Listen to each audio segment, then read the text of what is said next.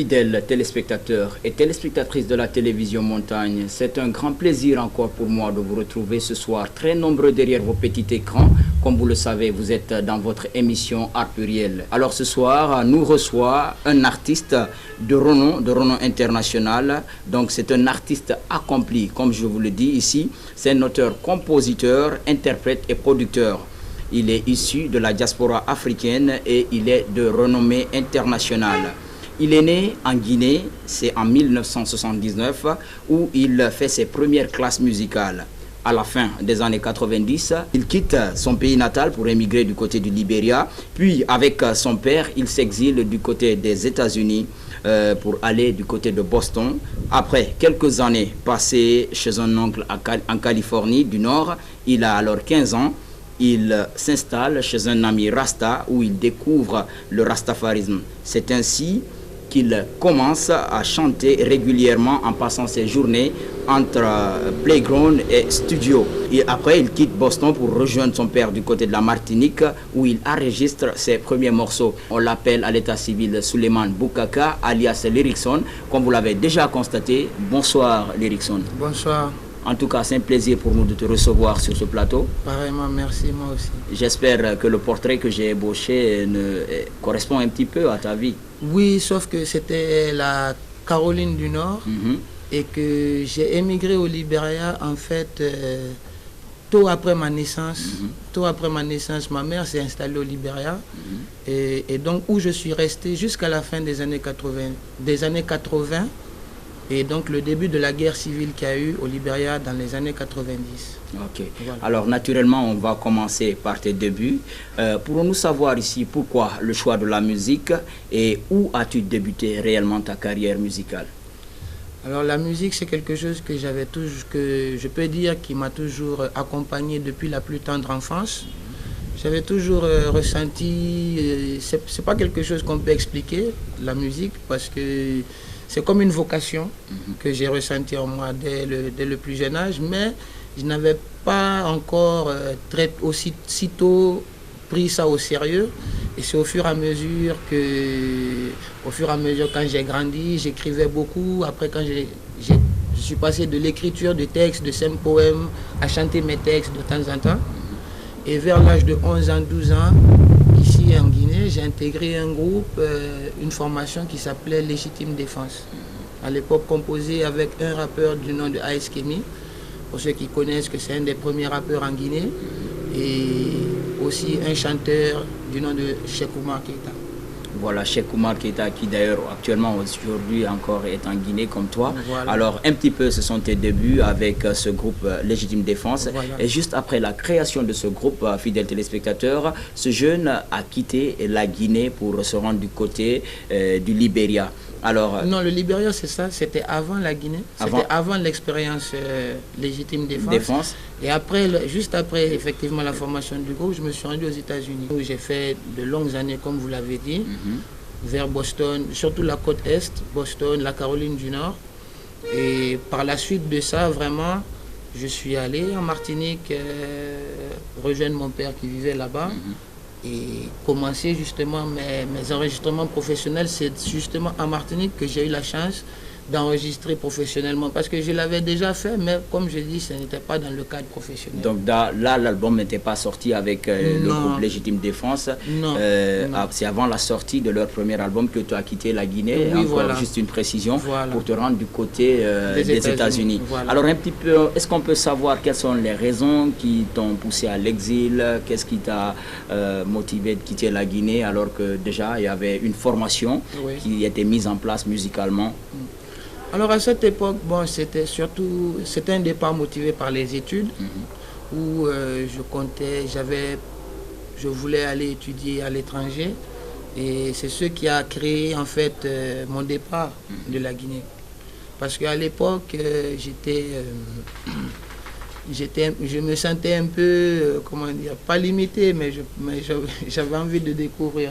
Effectivement, c'était normal car c'était les débuts encore, avide de connaissances, soif de connaissances, et avec les grandes mégalopoles comme on le connaît du côté des États-Unis, il y avait encore plus de choses à apprendre, raison pour laquelle Lyricsson a préféré s'exiler du côté des États-Unis.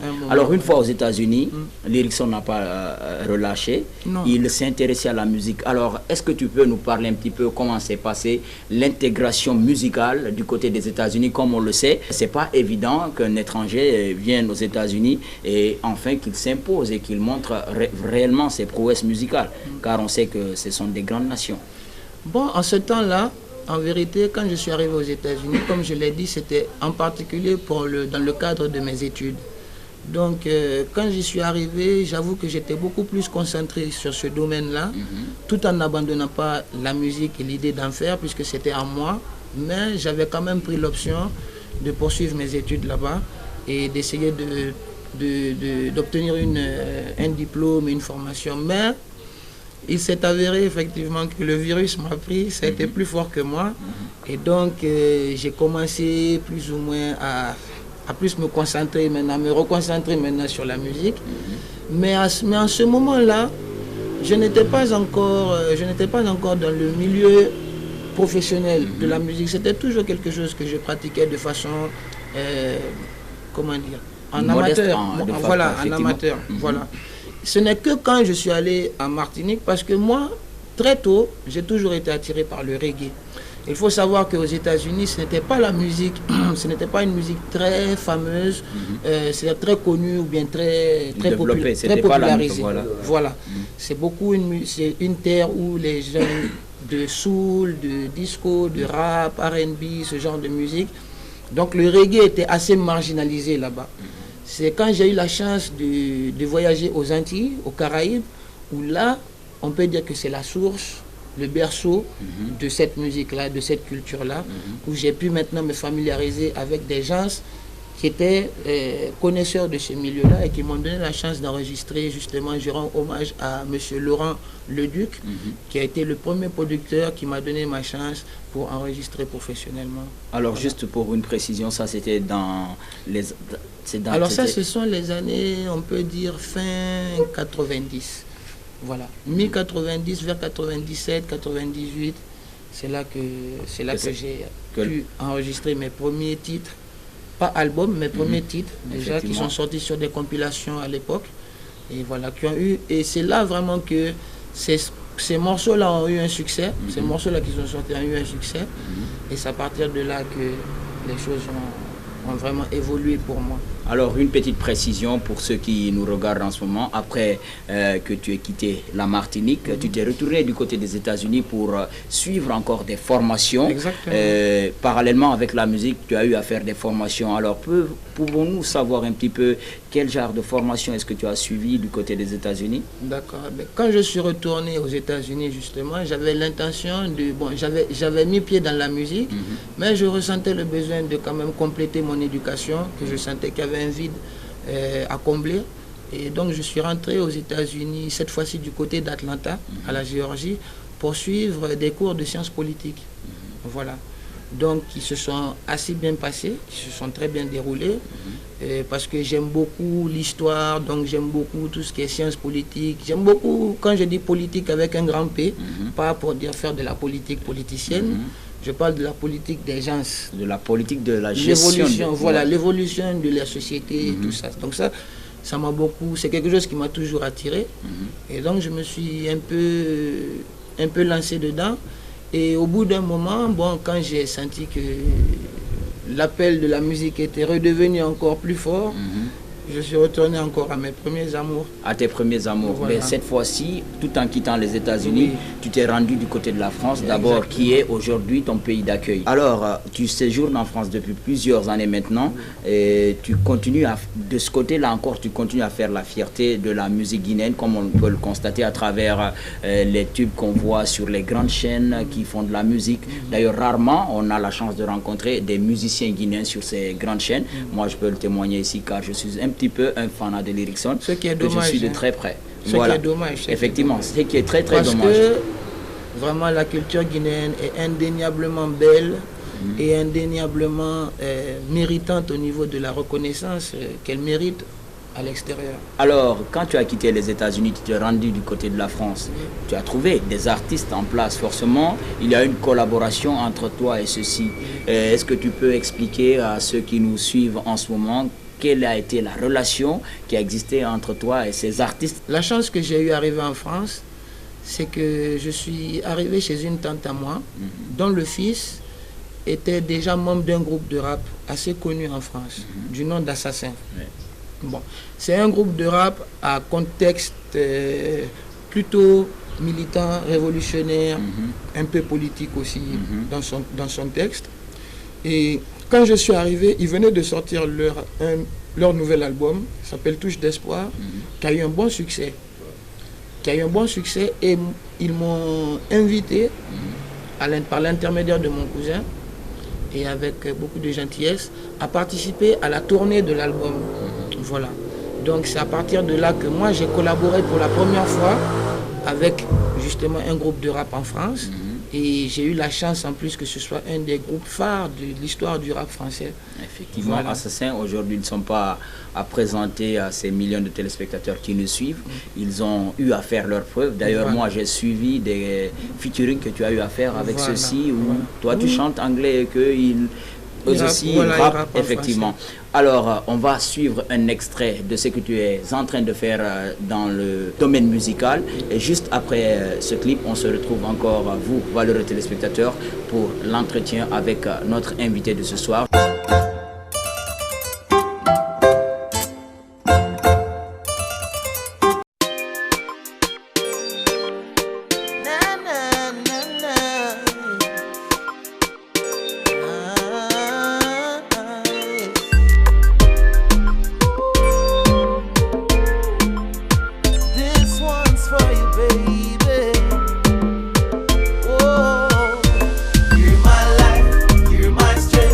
You're my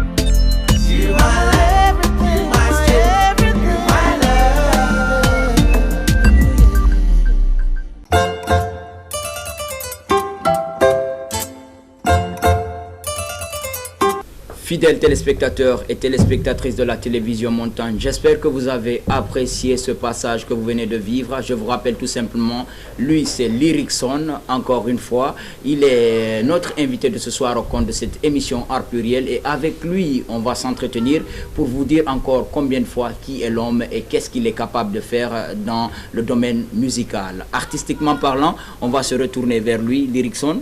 Oui. En tout cas, nous, on a apprécié cet extrait qu'on vient de voir. Merci. Et réellement, c'est quelque chose de bon. Nous allons alors continuer à parler cette fois-ci de ta discographie. Depuis 90, pratiquement, tu es dans la musique. Aujourd'hui, on peut savoir, tu as combien d'albums sur le marché? Alors, officiellement, j'ai réalisé... officiellement, j'ai 7 albums. Et je suis... Voilà, en discographie, c'est ce qu'on peut trouver de moi. Et je suis en train de compléter mon prochain disque là, en ce moment qui fera le 8e. Aujourd'hui, c'est vrai, la musique reggae n'est pas beaucoup écoutée du côté de l'Europe. Est-ce que cela ne serait pas dû un petit peu à l'engagement de cette musique? Parce qu'on dit souvent que c'est une musique consciente, c'est une musique qui éveille la conscience des masses et que voilà, aujourd'hui un petit peu il y a des gens qui ont tendance à endoctriner, à ensommeiller le peuple. Est-ce que ce ne serait pas la base de cette marginalisation aujourd'hui de cette musique du côté de l'Europe? Je pense qu'il y a beaucoup de facteurs pour expliquer la marginalisation du reggae dans le circuit européen. Comme tu l'as dit, le fait que le reggae soit une musique que l'on sait, qui éveille et qui dénonce les injustices, qui parle pour ceux qui n'ont pas de voix, on dit la musique des sans-voix, la musique des opprimés, la musique des délaissés. C'est vrai que c'est une musique c'est une jolie musique, c'est une belle musique, mais avec un message de vérité. Ouais. Et cette vérité, comme on dit souvent, elle est dure à entendre. La vérité, des fois, est dure à entendre, est amère. On cesse de le dire dans nos jargons. Voilà. Moi, je trouve qu'il y a une surexposition en ce moment de musique à texte de moindre valeur pour la conscience. Je trouve que malheureusement, il y a des décideurs qui ont choisi cette option-là de ne pas proposer cette alternative-là à la majorité. Donc je pense qu'il y a beaucoup d'explications au fait que le reggae soit marginalisé aujourd'hui. Et cela doit être, pour moi, à mon avis, une des principales. En tout cas, vous l'avez compris, musique reggae, musique consciente, musique qui éveille l'esprit, qui enseigne et qui éduque, devrait être normalement vulgarisée pour le bien de l'humanité. Parlant de ton inspiration, Lyricson est très inspiré déjà avec cet album sur le marché. Et là aussi, on ne parle pas des compilations ou encore, comment on appelle cela, des mixtapes, des featuring, que des albums. 7 déjà et 2 en préparation. Alors, où est-ce que tu puisses toute cette inspiration et quel est le message que tu véhicules réellement dans cette musique que tu es en train de faire? Moi, déjà, je remercie Dieu Tout-Puissant pour toutes ces réalisations déjà. Parce que quand on parle d'inspiration et quand on parle d'art, il faut accepter le côté mystique des choses. Il faut accepter le côté non contrôlé de l'art. Le fait qu'on est des récepteurs de vibrations. Et donc, je remercie Dieu qu'il m'ait choisi parmi tous ses enfants pour être un de ses récepteurs. Pour moi, mon inspiration, premièrement, je pense qu'elle vient je sais qu'elle vient de là. Deuxièmement, comme on dit, on fait du reggae music, et donc c'est une musique qui s'adresse aux gens, qui parle aux gens. On a un message à faire passer aux gens. On a un témoignage à donner aux gens. Et il y a beaucoup de personnes avant nous qui nous ont montré comment pratiquer cette musique-là et quels sont les messages aussi principaux de cette musique. Donc, ce qui m'inspire, c'est la vie. Cette vie que je vis, on dit la musique c'est la vie c'est la musique. Et donc, mes disques ne sont que les reflets de mes humeurs, de mes bons moments, de mes moments tristes. Tout ça, c'est ce que je mets dans ma musique. Et en même temps, j'essaye aussi d'envoyer des messages aussi à d'autres pour dire aussi mon ressenti sur le monde. et ce que l'on aimerait voir s'améliorer, voilà, c'est ce qui nous inspire à écrire des chansons. Voilà, vous l'avez compris, en tout cas, un message conscient, une manière aussi d'apporter son grain de sel par rapport à l'évolution de l'humanité. C'est le message qu'il porte à travers cette musique qu'il est en train de faire. L'inspiration, elle est divine, vous l'avez compris, c'est un récepteur, et j'espère qu'à travers cette autre œuvre qu'on va voir tout de suite, vous allez comprendre réellement la portée de ce qu'il est en train de faire artistiquement. Et juste après cela, on se retrouve encore, valeureux téléspectateurs et téléspectatrices de la télévision Montagne.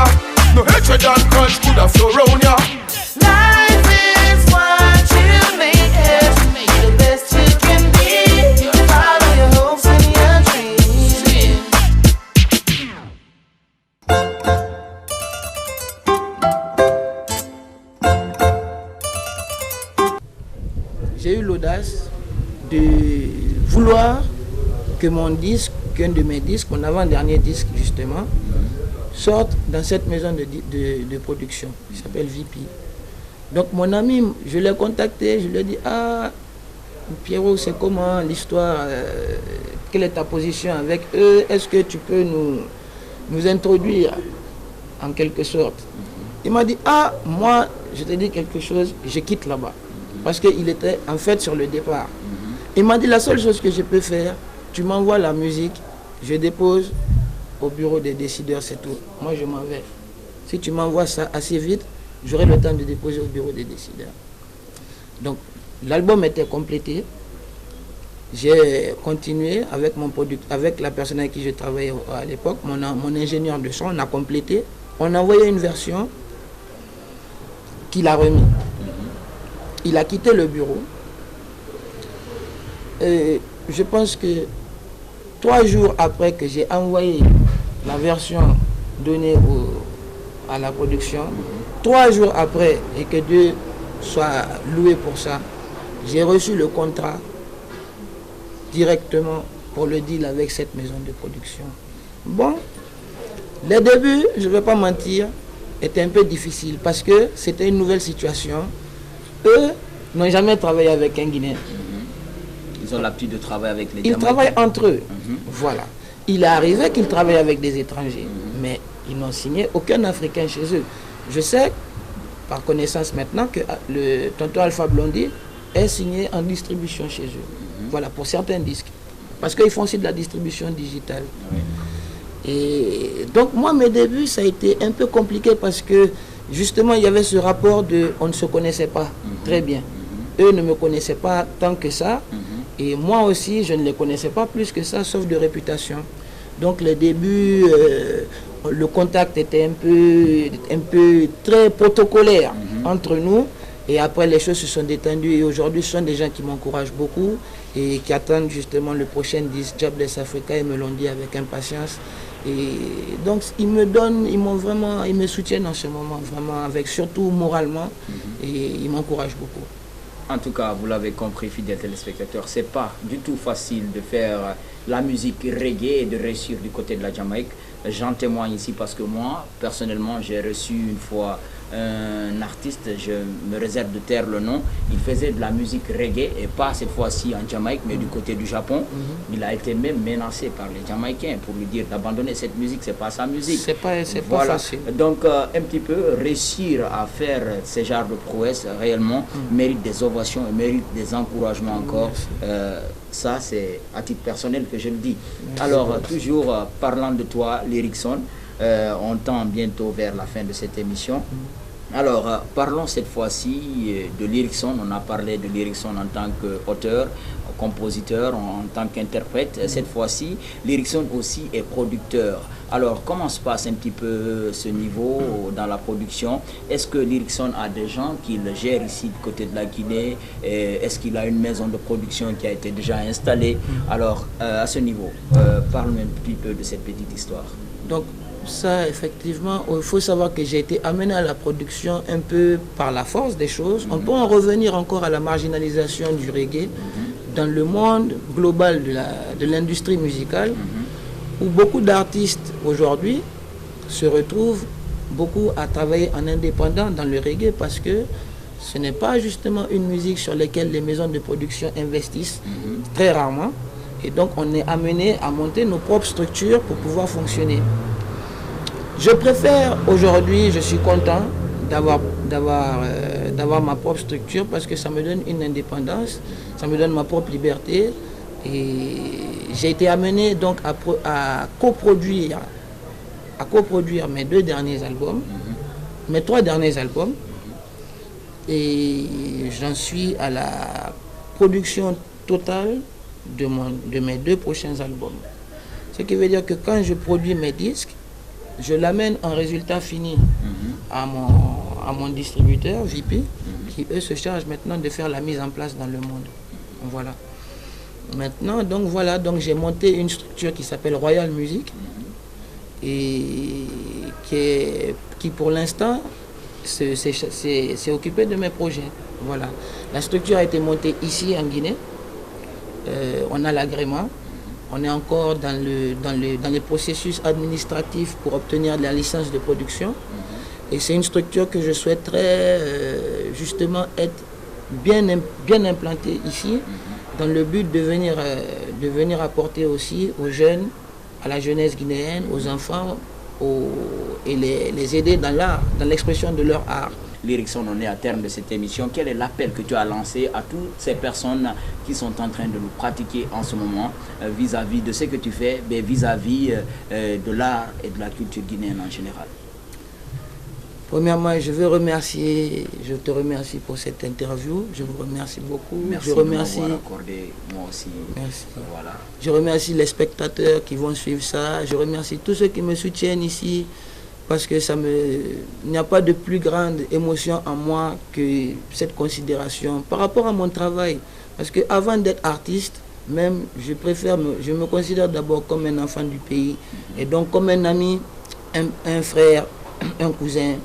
J'ai ma famille ici, j'ai beaucoup d'amis ici. Donc avant toute chose, c'est cette considération-là. Et maintenant au niveau artistique, je remercie tous ceux qui me soutiennent. Et je vous dis tout simplement que bon, c'est grâce à vous que vous êtes ma force. Et je vous demande aussi voilà, de continuer de nous soutenir dans nos projets.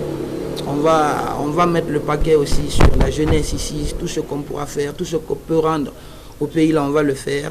Et on est là pour ça. Et j'envoie tout mon courage aussi à tous les enfants, toute la jeunesse, de continuer de se battre, ne pas baisser les bras. Et que les choses changent, les choses changeront pour le mieux. J'y crois et je prie pour ça. Voilà, une prière. Amen, que Dieu l'exauce. Fidèles téléspectateurs et téléspectatrices de la télévision Montagne, voici comment s'achève ce numéro d'Art Pluriel de ce soir. En tout cas, j'espère que vous avez apprécié ce que vous avez vécu durant ces 30 minutes. Derrière les caméras était Bouba Kamara. Cette émission est réalisée et montée par David Diatara, l'indépendant. Merci à tous nos fidèles téléspectateurs, tout en espérant vous retrouver prochainement dans un autre numéro d'Art Pluriel. Je vous souhaite une excellente soirée en compagnie de nos programmes.